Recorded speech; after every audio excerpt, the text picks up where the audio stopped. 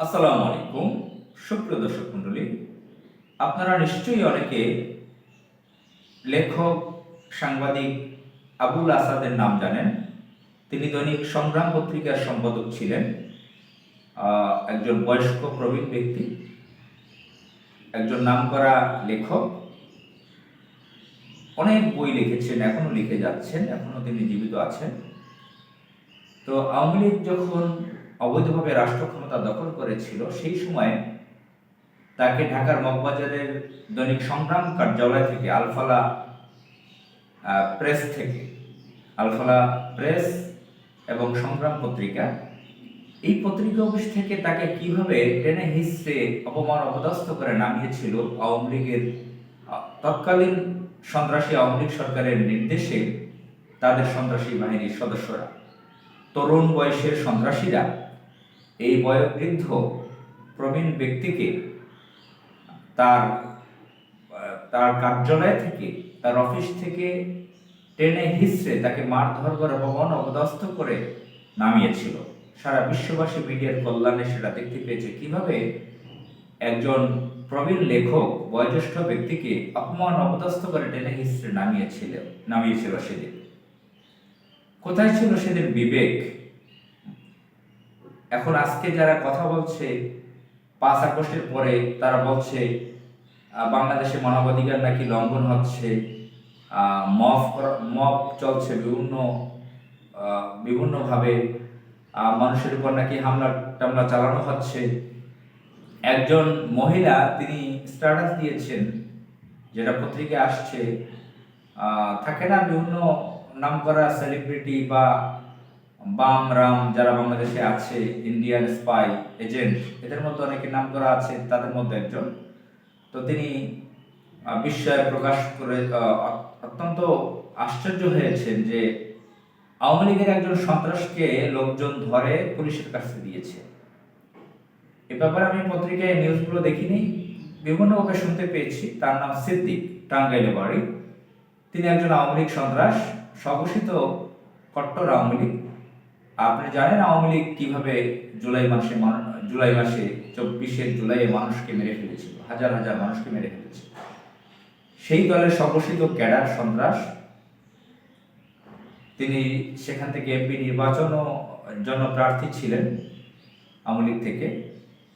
তো তাকে মারধর করে মানুষ পুলিশে সম্ভবত দিয়েছে। এটা আমি এখন পর্যন্ত ব্যক্তিগতভাবে এগুলোর ব্যাপারে নিউজ দেখিনি। শুধু সে যে বিস্ময় প্রকাশ করেছে, বিস্ময় বা আশ্চর্য হয়েছে, অর্থাৎ তিনি প্রকাশ করেছেন যে এই সময় ডক্টর ইউনূস ইটালির সরকারের সময় এই ধরনের চলছে, মানুষের নিরাপত্তা নেই, সেখানে সিদ্দিকের কথা উল্লেখ করেছে। তো এই ধরনের যাদের বিবেকে এখন নাড়া দিচ্ছে, তখন আবুল আসাদকে যখন সংগ্রাম পত্রিকার অফিস থেকে, তার কার্যালয় থেকে টেনে হিস্ট্রে নামিয়েছিল অপমান অপদস্থ করে, একজন বয়স্ক লোক, 80-র মতন, প্রায় 80 বয়স, 80-র উপরে হতে পারে, এই ধরনের একজন বয়স্ক ব্যক্তি, নামকরা লেখক, একজন বুদ্ধিজীবী, একজন দার্শনিক, একজন সাহিত্যিক, একজন কবি, একজন অনুবাদক,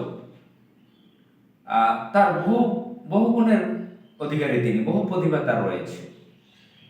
এই ধরনের একজন জেন্টলম্যান, ভদ্র ব্যক্তিকে, নাম করা একজন ব্যক্তিকে, ভেরি ইম্পর্টেন্ট পার্সন রাষ্ট্রের, তাকে আওয়ামী লীগের তরুণ বয়সের সন্ত্রাসীরা খোদ সরকারের নির্দেশে, ল এনফোর্স সরকারি যে সংস্থাগুলো আছে তাদের চোখের সামনে তাকে ধরে টেনে হিস্ট্রে বের করেছিল তার চেম্বার থেকে, একটা মিডিয়ার অফিস থেকে, পুরানো ঐতিহ্যবাহী একটি পত্রিকা দৈনিক সংগ্রাম, সেই অফিস থেকে তাকে টেনে হিস্ট্রে বের করেছিল। তখন এই ধরনের নারী পুরুষদের, যাদের বিবেক এখন নাড়া দিচ্ছে, তারা সেদিন কোথায় ছিলেন? আমরা আসলে অনেক ভদ্রতা দেখিয়েছি 5 আগস্টের পরে। আওয়ামী লীগের যে ডেভিলরা আছে, যে সন্ত্রাসীরা আছে, যে লক্ষ লক্ষ আওয়ামী লীগ সন্ত্রাসীরা, তারা তো সকলে ইন্ডিয়া বা ইউরোপ আমেরিকাতে পালাতে পারেনি। যাদের সামর্থ্য আছে অনেকে অস্ট্রেলিয়ায় গেছে, ইউরোপে গেছে, আমেরিকাতে গেছে, কেউ কেউ মিডল ইস্টে গেছে, এবং বেশিরভাগ গিয়েছে ইন্ডিয়াতে, বর্ডার পাস হয়, এবং ইন্ডিয়া থেকে অনেকে ইউরোপে চলে গেছে, আমেরিকা চলে গেছে। কিন্তু অধিকাংশ আওয়ামী লীগ তো বাংলাদেশে রয়ে গেছে। তারা অনেকে বিএনপি হয়ে গেছে, অনেকে জামাতের সাথে সম্পর্ক গড়ে তুলতে চাচ্ছে, অনেকে সন্ত্রাসী কার্যকলাপ চালিয়ে যাচ্ছে।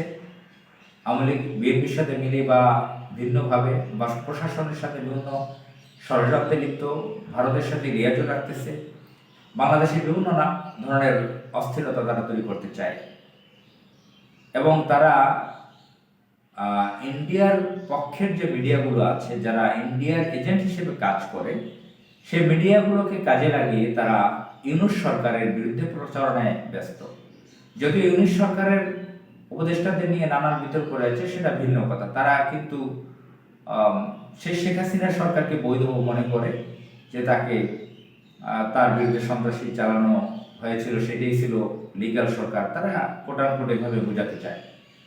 তা 5 আগস্টের পরে আমরা যারা বিপ্লব করেছিলাম, দেশকে স্বাধীন করেছিলাম, তারা অনেকটা ভুল করেছি মায়া মমতা দেখিয়ে। এরা তো জিউ কালচারের, আওয়ামী লীগ বংশটা হচ্ছে জিউ কালচারের। তো যাই হোক, আমরা আইন হাতে তুলে নিতে চাই না। বিচারের মাধ্যমে এই আওয়ামী লীগ সন্ত্রাসীদেরকে বিচারের মাধ্যমে দৃষ্টান্তমূলক শাস্তি দিতে হবে। বাংলাদেশ বিরোধী তৎপরতা তাদের চালাতে দেওয়া হবে না। এবং আমরা এমন একটা বাংলাদেশ চাই যেখানে মানুষের সম্মান থাকবে, ইজ্জত থাকবে, ব্যক্তির স্বাধীনতা থাকবে। যে একজন রাস্তায় ঘাটে বিভিন্ন টার্মিনালে কুলির কাজ করবে, যিনি ইট ভাঙ্গার শ্রমিকের কাজ করবেন, সিএনজি চালাবেন, রিক্সা চালাবেন, ঠেলাগাড়ি চালাবেন, বস্তা মাথায় নিয়ে টানবেন, লোডারের কাজ করবেন, তারাও রাষ্ট্রের মর্যাদা পাবেন। যিনি সচিব, যিনি মন্ত্রী, যিনি চার্টার্ড অ্যাকাউন্ট, যিনি ব্যারিস্টার, যিনি প্রফেসর, এ ধরনের লোকরাও সম্মান পাবেন, যথাযথ সম্মান পাবে রাষ্ট্রে। বাক স্বাধীনতার অধিকার থাকবে। আবার বাক স্বাধীনতার নামে রাষ্ট্রের বিরুদ্ধে, ইসলামের বিরুদ্ধে যাতে কোনো প্রভাকাণ্ড না হয়, সেটাও খেয়াল রাখতে হবে। আমরা এমন একটা কল্যাণ রাষ্ট্র চাই, এখানে বিভিন্ন বর্ণের মানুষ, বিভিন্ন ধর্মের মানুষ বাক স্বাধীনতা তাদের মুখের যে কথা প্রকাশ করবেন, কিন্তু সেটা খেয়াল রাখতে হবে সেটা যাতে রাষ্ট্রের বিরুদ্ধে না যায়, ইসলামের বিরুদ্ধে না যায়, এবং সেখানে যাতে কোনো আমাদের মধ্যে অশান্তি তৈরি না হয়, বিভেদ তৈরি না হয়। বাক স্বাধীনতা তো থাকতেই হবে। কিন্তু বাক স্বাধীনতা বলতে ধরেন এটাকে আবার কুব্যাখ্যা করতে পারেন অনেকে, যে বাক স্বাধীনতার কথা বলেন, আবার বলেন যে ইসলামের বিরুদ্ধে বলা যাবে না, রাষ্ট্রের বিরুদ্ধে বলা যাবে না।